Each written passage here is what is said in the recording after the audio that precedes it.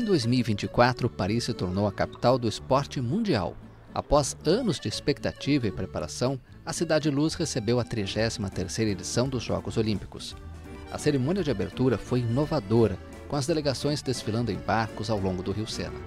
A pira olímpica, em um balão de ar quente com uma chama 100% elétrica, foi um destaque à parte. Com um total de 20 medalhas, o Brasil terminou na 20ª posição do ranking final, que teve Estados Unidos, China e Japão no top 3, respectivamente. O desempenho brasileiro em muito se deve às mulheres.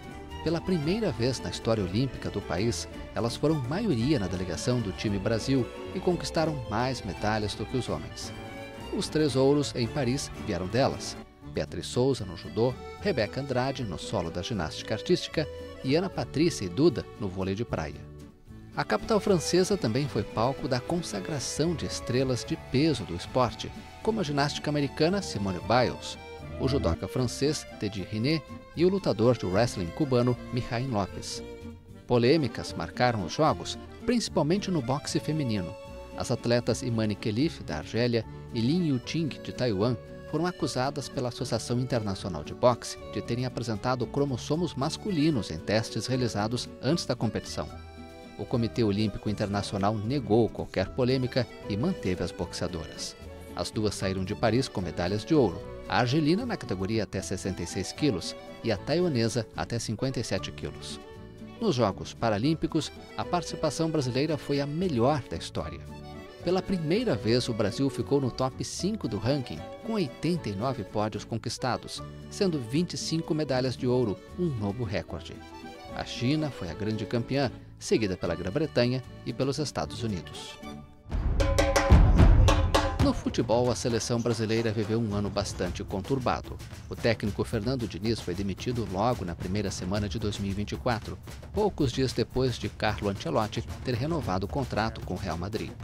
Por meses, os brasileiros viveram a expectativa de ver o italiano comandando a Canarinho, já que a CBF havia anunciado que tinha um acordo com o treinador.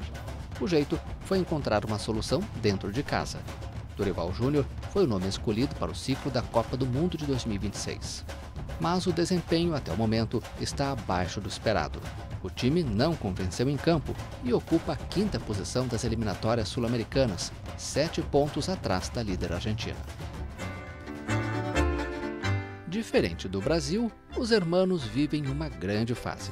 Depois de conquistar a Copa do Mundo de 2022 no Catar, a Albiceleste se sagrou campeã da Copa América realizada nos Estados Unidos. Ao final do torneio, uma polêmica.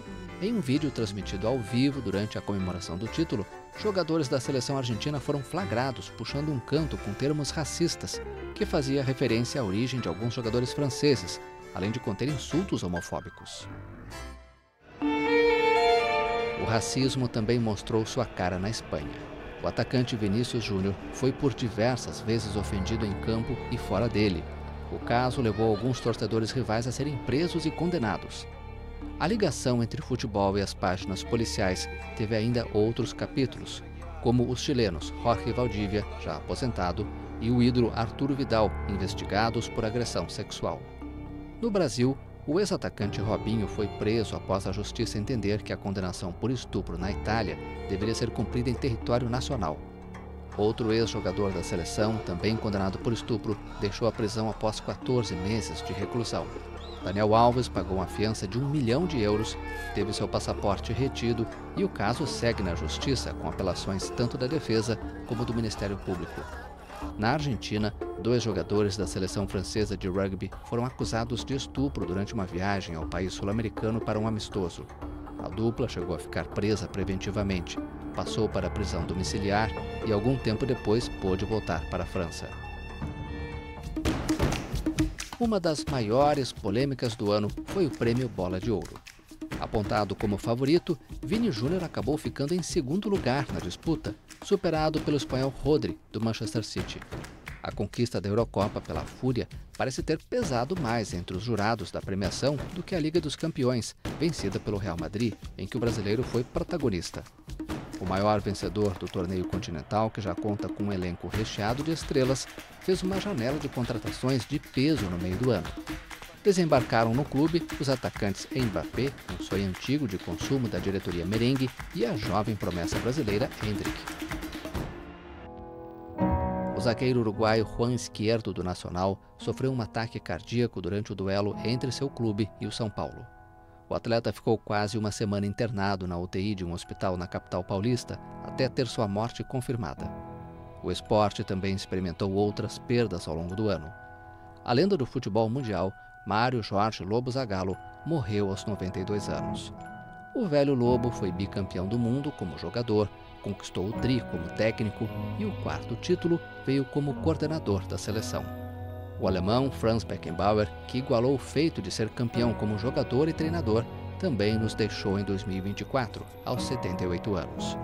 Considerado o maior jogador alemão de todos os tempos, o antigo capitão da Alemanha Ocidental estava há anos afastado da vida pública devido a problemas de saúde. E Sven-Göran Eriksson, sueco que brilhou no comando de equipes italianas, inglesas e da seleção britânica, também morreu aos 76 anos, vítima de câncer de pâncreas. Na semifinal da Libertadores, torcedores do Peñarol protagonizaram cenas de guerra no Rio de Janeiro.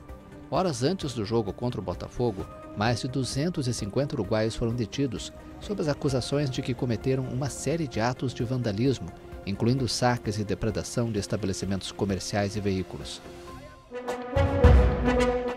Na grande final contra o Atlético Mineiro em Buenos Aires, o alvinegro carioca confirmou o título inédito. A glória eterna veio após um jogo digno de cinema. Logo no primeiro minuto, o Botafogo teve um jogador expulso, mas soube se portar em campo e venceu o Galo por 3-1, um resultado indiscutível.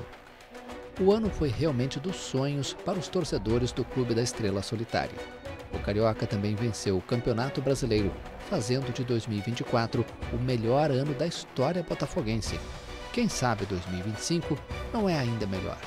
Além dos torneios disputados neste ano, também entram no calendário o Intercontinental, antigo Mundial de Clubes, e a primeira edição do Super Mundial, organizado pela FIFA.